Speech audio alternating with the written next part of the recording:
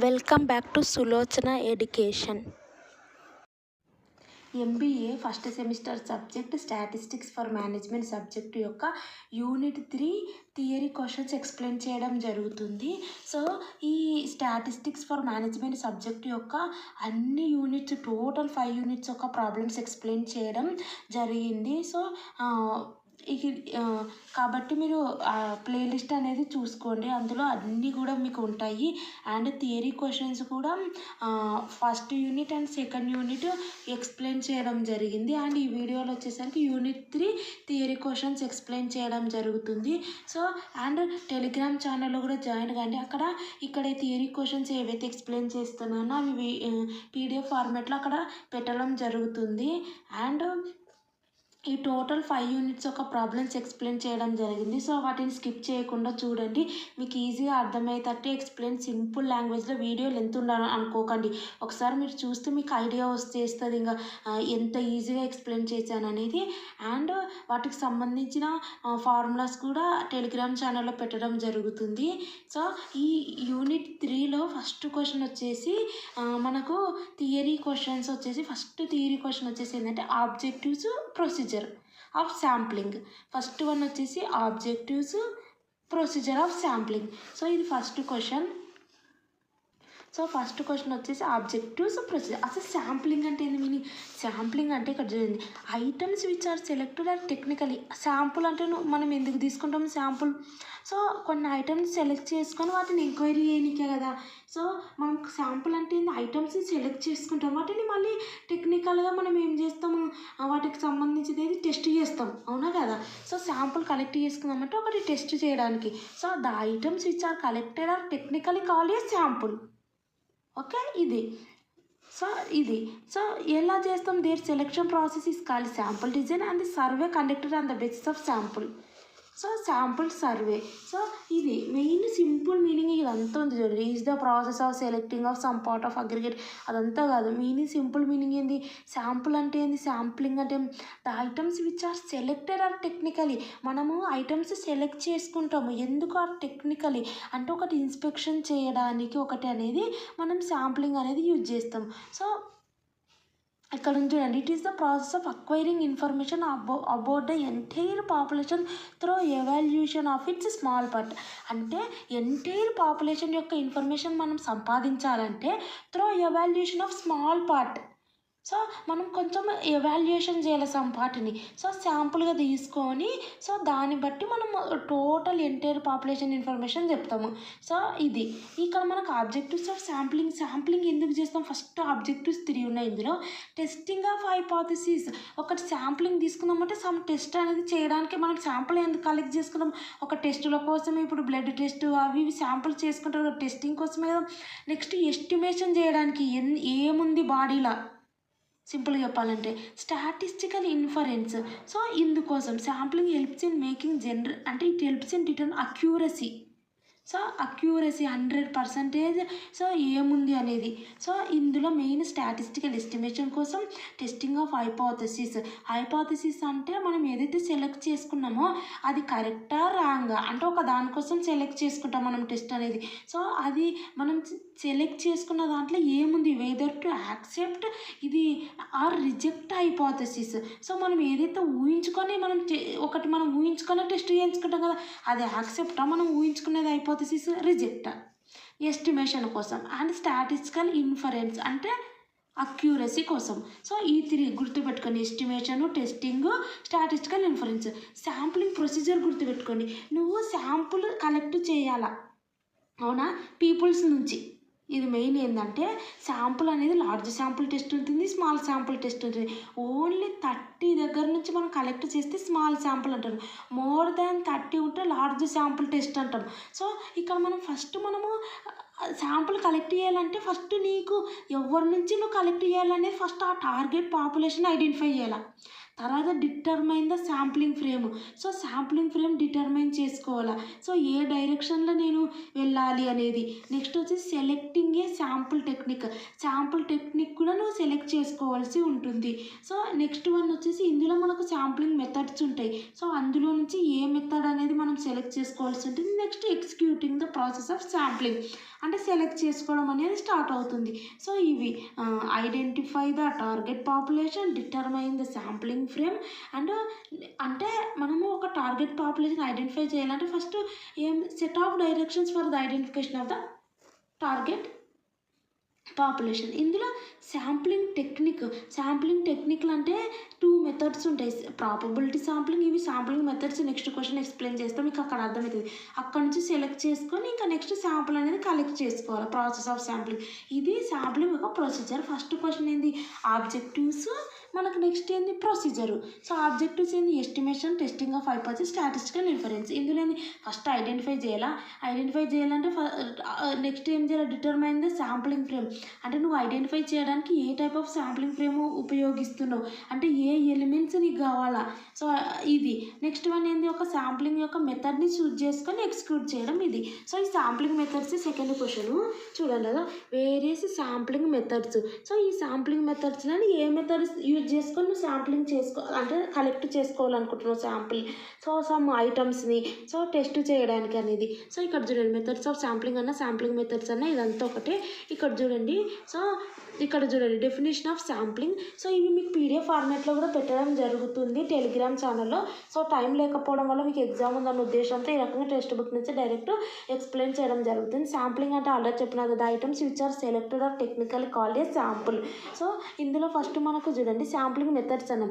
So probability sampling ఉంటుంది, non probability sampling ఉంటుంది.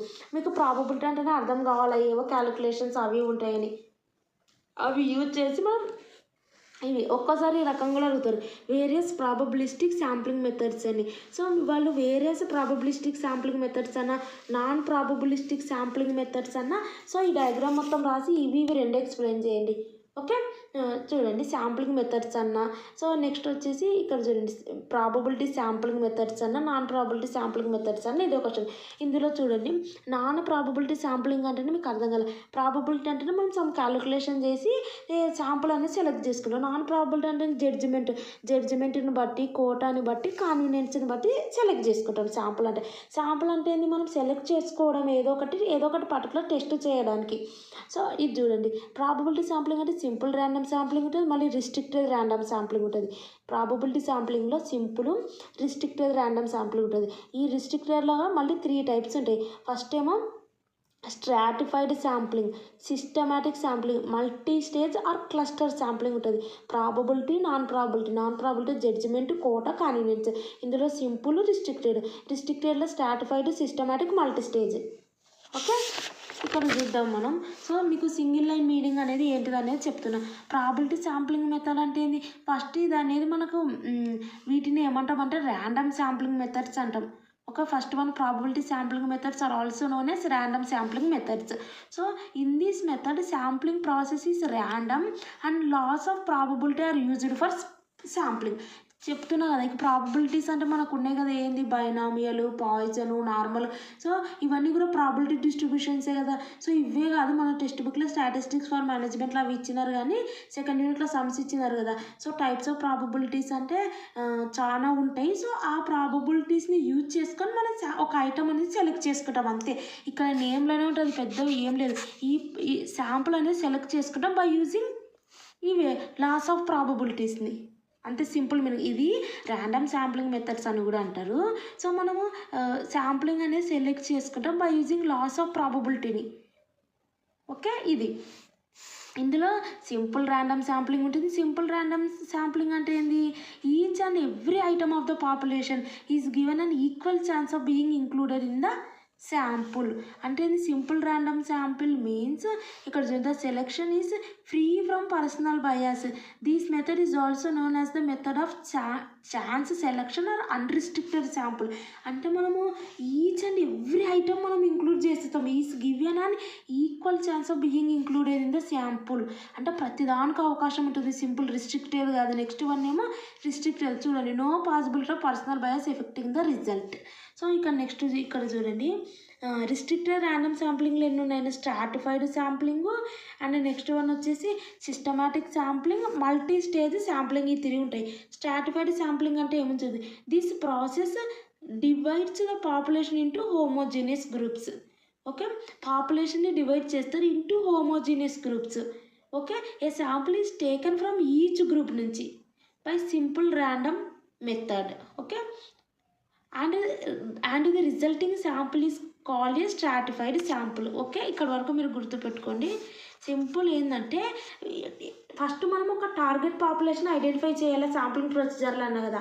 ఇక్కడ ఏంటంటే స్ట్రాటిఫైడ్ శాంప్లింగ్ అంటే ఆ పాపులేషన్ని 2 గ్రూప్స్గా డివైడ్ చేస్తారు. సో ఈచ్ గ్రూప్ నుంచి ఒకటి తీసుకుంటారు. ఆ రిజల్ట్ వచ్చేసి స్ట్రాటిఫైడ్ శాంపుల్.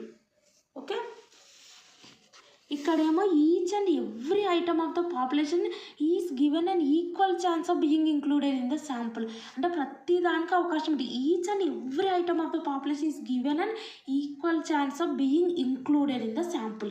ఇక్కడేమో రిస్ట్రిక్టెడ్ అంటే రిస్ట్రిక్షన్స్. ఇక్కడ డివైడ్ చేయడము, డివైడ్ చేసి ఈచ్ గ్రూప్ నుంచి ఒక శాంపుల్ సెలెక్ట్ చేసుకుంటాం. అదేమో స్ట్రాటిఫైడ్ శాంప్లింగ్. ఇది సిస్టమాటిక్ అంటే సిస్టమాటికలీ అంటే మనం ఇక్కడ ఈజ్ క్రియేట్ వీటిని ర్యాండమ్గా తీసుకుంటాం. Probability sampling methods are also known as random sampling methods. So ఇది కూడా మనం ర్యాండమ్గానే సెలెక్ట్ చేసుకుంటాం 1 యూనిట్. చూడండి, అదో systematic sample is created by randomly selecting 1 unit and additional units are selected at evenly spaced intervals till the sample is formed. Okay, ఇది next one వచ్చేసి multi-stage or cluster sampling. Sampling is carried out in several stages. It is mostly used when population is very huge. So ఈ multi-stage sampling అనేది population is very ఎక్కువ ఉన్నప్పుడు మనము ఈ multi stage అనేది use చేస్తాం. అప్పుడు simple random sampling is not possible. So multi stage sampling అనేది యూజ్ చేస్తాం when population is very high. అప్పుడు simple random sample is not possible. So ఇవి నెక్స్ట్ వన్ చూడండి, నాన్ ప్రాబబిలిటీ శాంప్లింగ్ మెథడ్స్. ఇదేమో random sampling methods అన్న probability sampling methods అన్న okay. ఇవేమో non random sampling methods, non probability sampling methods. So ఇవి అన్నిటి మనకు లాస్ ఆఫ్ ప్రాబబిలిటీ యూజ్ చేసి మనం శాంపుల్స్ సెలెక్ట్ చేసుకుంటాం. అవేమో ప్రాబబిలిటీ శాంప్లింగ్ మెథడ్స్. ఇక్కడ ఏంది లాస్ ఆఫ్ ప్రాబబిలిటీ నాట్ ఇక్కడనే ఉంది చూడండి. Probability is not consider for selecting the sample. Probability is consider for selecting the sample ఇచ్చేసి probability sampling methods. So probability అదో లాస్ ఆఫ్ ప్రాబబిలిటీ అనేది యూజ్ చేసి select చేసుకుంటాం శాంపుల్. ఓకే, ఇది ఇందులో సింపుల్ ర్యాండమ్ శాంప్లింగ్. సింపుల్ అంటే each and every ఐటమ్కి importance ఇస్తాం. ఇక్కడేమో ఈచ్ అండ్ ఎవ్రీ ఐటమ్ కాదు, ఒక ఏమంటారు పాపులేషన్ని 2 గ్రూప్స్గా డివైడ్ చేసి ఈచ్ గ్రూప్ నుంచి ఒక శాంపుల్ సెలెక్ట్ చేసుకుంటాం. సిస్టమాటిక్ ఇది నెక్స్ట్ వన్ వచ్చేసి మల్టీ స్టేజ్. అంటే సింపుల్ ర్యాండమ్ శాంపుల్ పాసిబుల్ కానప్పుడు ఏమంటారు పాపులేషన్ ఎక్కువ ఉన్నప్పుడు అప్పుడు సింపుల్ ర్యాండమ్ శాంప్లింగ్ ప్రతి ఒక్కరికి అవకాశం ఇవ్వడం అనేది కుదరదు కదా, ఎందుకంటే పాపులేషన్ అనేది ఈజ్ వెరీ యూజ్. అప్పుడు మల్టీ స్టేజ్ శాంప్లింగ్ ఉపయోగిస్తాం. ఇక నాన్ ప్రాబిలిటీ అంటే ఏంది? Probability is not consider for selecting the sample. అంతే, జడ్జిమెంట్ కన్సిడర్ చేస్తారు ఇక్కడ. ఓకే, జడ్జిమెంట్ అంటే ఏంది? Depend on the judgement of the investigation. Completely మనం ఏం సెలెక్ట్ చేసుకోవాలనేది కంప్లీట్లీ ఏమంటారు ఇన్వెస్టిగేషన్ మీద డిపెండ్ అయి ఉంటుంది. లాస్ ఆఫ్ ప్రాబబిలిటీ క్యాలిక్యులేషన్స్ కాదు. సో ఈ నెక్స్ట్ వన్ చూడండి, quota sampling and convenience sampling. So quota sampling అంటే కూడా it is useful in survey where identifying strata in advance is difficult. Okay, ఇది నెక్స్ట్ వన్ వచ్చేసి ఇక్కడ చూడండి కాన్వీనియన్స్ శాంప్లింగ్ అంటే కూడా ఇక్కడ చూడండి sample obtained from readily available list such as telephone directories, automobile registrations is a convenience sample. Okay, ఎందుకంటే even if the sample is drawn at random from the list. Okay, ఇది so ఇక్కడ మనకు ఉండేది main వచ్చేసి probability sampling, non probability sampling ఉంటుంది. ఇందులో simple random sampling అంటే each and every ఐటమ్కి ఈక్వల్ ఇంపార్టెన్స్ ఉంటుంది. Restricted, stratified, systematic, multistage. Multistage అంటే సింపుల్ ర్యాండమ్ శాంప్లింగ్ అనేది సరిపోనప్పుడు హ్యూజ్ పాపులేషన్ ఉన్నప్పుడు, ఇదేమో సిస్టమాటిక్ది. స్ట్రాటిఫైడ్ అంటే ఏంది, 2 గ్రూప్స్ డివైడ్ చేస్తారు, అది జడ్జిమెంట్ని బట్టి అండ్ కోర్టుని బట్టి కాన్వీనియన్స్ని బట్టి కూడా ఇవి నాన్ ప్రాబిలిటీ. సో మీకు ఇక్కడ ఏం రాయాలన్నప్పుడు కూడా ఈ జడ్జిమెంట్ లోపల ఏం రాస్తారు, ఇక్కడ probability is not considered by using జడ్జిమెంట్ని బట్టి సెలెక్ట్ చేసుకుంటాం, బై యూజింగ్ కోట, బై కాన్వీనియన్స్ని బట్టి మనం సెలెక్ట్ చేసుకుంటాం ఇది. అండ్ ఇక్కడ ఇంకొక క్వశ్చన్ వచ్చేసి ఫస్ట్ ఏమో objectives, procedure of sampling, second question ఏమో శాంప్లింగ్ మెథడ్స్, థర్డ్ క్వశ్చన్ ఏమో hypothesis testing. So process of testing hypothesis ఇక్కడ క్వశ్చన్. ప్రాసెస్ అన్న steps involved in testing hypothesis అన్న ఒకటే క్వశ్చన్. చూద్దాం. ఫస్ట్ వచ్చేసి ఇక్కడ మనకు హైపోథెసిస్ అంటే ఇక్కడ చూడండి, హైపోథెసిస్ అంటే ఒక అజంప్షన్, ఊహించుకోవడం. ఏంటంటే host testability is to be tested on the basis of the competition. అంటే మనం ఒకటి ఊహించుకుంటాం, టెస్ట్ పెడతాం. So host testability is to be test చేస్తాం on the basis of the compatibility of its implications. అంటే మనం ఏదైతే ఊహించుకున్నామో ఇందులో నల్ హైపోథెసిస్ ఉంటుంది, ఆల్టర్నేటివ్ ఉంటుంది. సో మనం ఊహించుకున్నది ఏదైతే ఉందో మనం టెస్ట్ చేస్తాం. సో అది నల్ హైపోథెసిస్ యాక్సెప్ట్ అవుతుందా, ఆల్టర్నేటివ్ హైపోథెసిస్ యాక్సెప్ట్ అవుతుందా అనేది మనం సాల్వ్ చేసి ఇవన్నీ ప్రాబ్లమ్స్ని ఎక్స్ప్లెయిన్ చేయడం జరిగింది. సో ఒకటి సాల్వ్ చేసి మనము ఫైనల్ అవుతాం అనమాట. సో హైపోథెసిస్ అంటే is an assumption. So host testability is to be tested, test చేస్తాం. సో మనం ఊహించుకునేటివి నల్ హైపోథెసిస్, ఆల్టర్నేటివ్ అని 2 కండిషన్స్ మనం పెట్టుకొని మనం టెస్ట్ చేసి on the basis of the మనం ఏదైతే సాల్వ్ చేస్తామో ఫార్ములాస్ ఉపయోగించి ఆఫ్ ఇట్స్ ఇంప్లికేషన్స్ విత్ అప్పుడు ఎవిడెన్స్ వస్తుంది విత్ ప్రీవియస్ నాలెడ్జ్. ఓకే, ఇది. సో ఇక్కడ మనకు నీడ్ ఫర్ హైపోథెసిస్ టెస్టింగ్ అంటే ఏంటి, సో ఇది ప్రతి ఒక్కరికి అవసరం. It is required for supporting investor to find out so answers for tentatively అంటే ఎస్టిమేట్ చేయడం, ఊహించుకోవడం. సో ఇంత వస్తుంది అని అజ్యూమ్ చేసుకోవడం. సో అది రావచ్చు, రాకపోవచ్చు. అందుకే నల్ హైపోథెసిస్ ఉంటుంది, ఆల్టర్నేటివ్ హైపోథెసిస్ ఉంటుంది. సో ఇది ఎవరికి అవసరం, ఇన్వెస్టర్లకు అవసరం. మళ్ళీ నెక్స్ట్ ఇది clear and particular objective to the research వర్కర్స్కి. ఎందుకు ఇది చేస్తాం హైపోథెసిస్ టెస్టింగ్ అంటే క్లియర్ ఒక ఆబ్జెక్టివ్ అనేది పర్టికులర్ ఆబ్జెక్టివ్ ఉంటుంది కాబట్టి మనం ఖచ్చితంగా హైపోథెసిస్ టెస్టింగ్ చేస్తాం టు ద రీసెర్చ్ వర్కర్స్కి. నెక్స్ట్ వచ్చేసి it is required for clubbing together all associated facts and information into 1. So ఈ 3 అనేటివి need for hypothesis testing. And main ఇక్కడ క్వశ్చన్ వచ్చేసి ఇది అడుగుతాయి ఎక్కువ, steps, procedure, process involved in hypothesis testing. ఇది main. So hypothesis అంటే ఒక అజంప్షన్.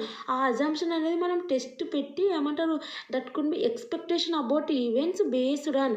చూడండి ఇది ఇంకా సింపుల్గా ఉంది చూడండి. అదో హైపోథెసిస్ మీనింగ్ అంటే expectation about events based on generalisation of the assumed relationship between variables.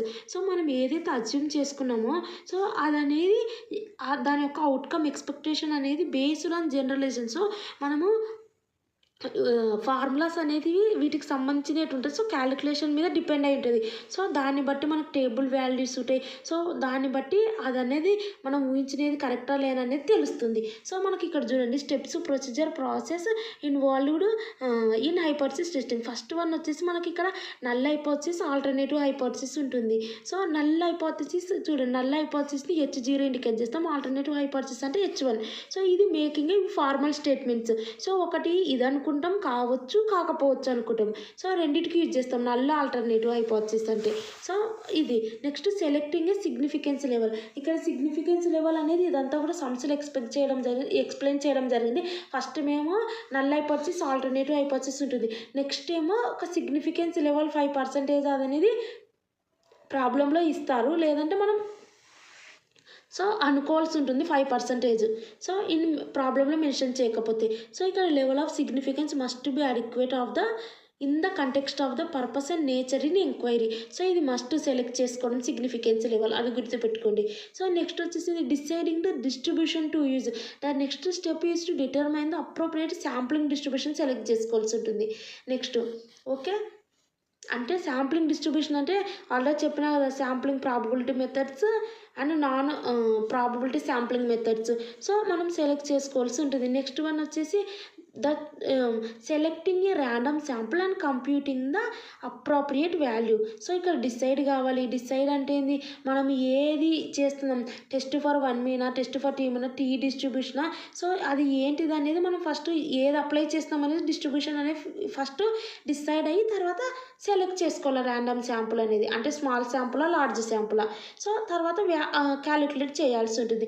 Next value వచ్చిన దాన్ని క్యాలిక్యులేటింగ్ వాల్యూ అండ్ మనము నెక్స్ట్ వచ్చేసి comparing the probability. So table value ఉంటుంది. So calculator value table value comparison చేయాల్సి ఉంటుంది. దాన్ని బట్టి నల్ హైపోథసిస్ యాక్సెప్ట్ అవుతుంది, ఆల్టర్నేటివ్ హైపోథసిస్ యాక్సెప్ట్ అవుతుంది అని తెలుస్తుంది. సో ఇక్కడ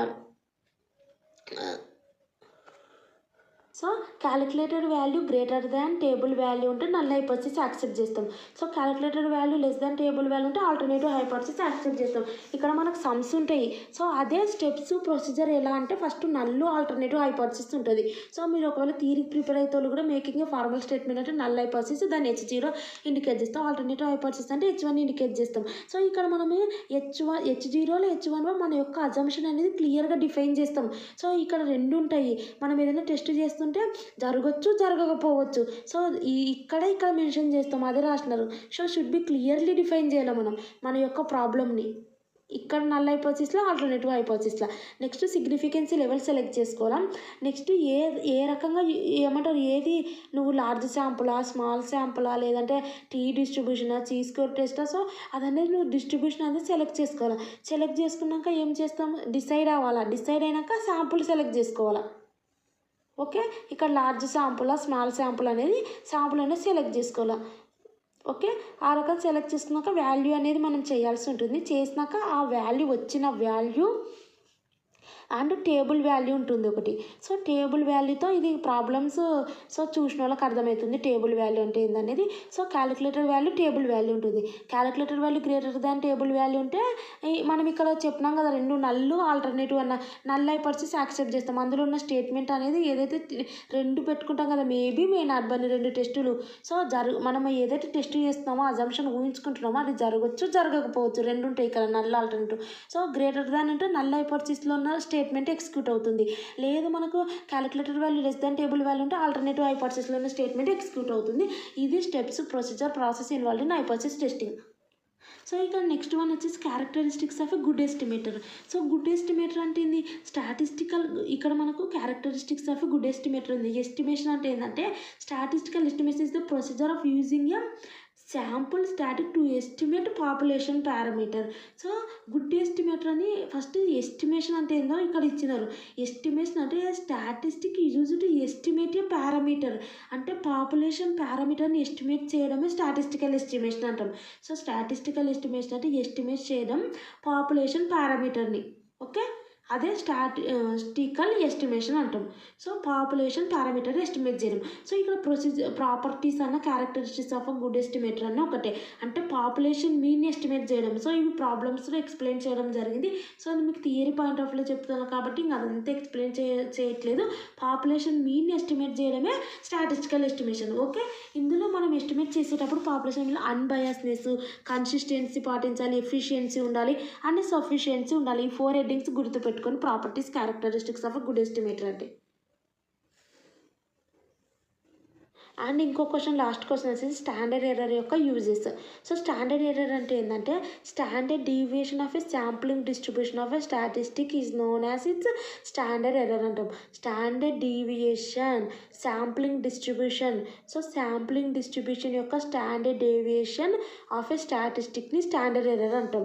సో స్టాండర్డ్ ఎర్రర్ అంటే ఈ రకంగా ఉంటుంది. స్క్వేర్ రూట్ ఆఫ్ వేరియన్స్ వచ్చేసి స్టాండర్డ్ ఎర్రర్. సో ఈ స్టాండర్డ్ ఎర్రర్ ఎందుకు యూజ్ చేస్తామంటే మెయిన్ కొన్ని హెడ్డింగ్స్ గుర్తుపెట్టుకోండి ఎందుకు యూజ్ చేస్తామంటే ఇక్కడ చూడండి, కీ యూజెస్ వచ్చేసి ఒక కాన్ఫిడెన్స్ ఇంటర్వెల్ కన్స్ట్రక్షన్ చేయడానికి యూజ్ చేస్తాం. ఓకే, ఇవి ప్రాబ్లమ్స్లో ఎక్స్ప్లెయిన్ చేయడం జరిగింది. హైపోథసిస్ టెస్టింగ్కి యూజ్ చేస్తాం స్టాండర్డ్ ఎర్రర్.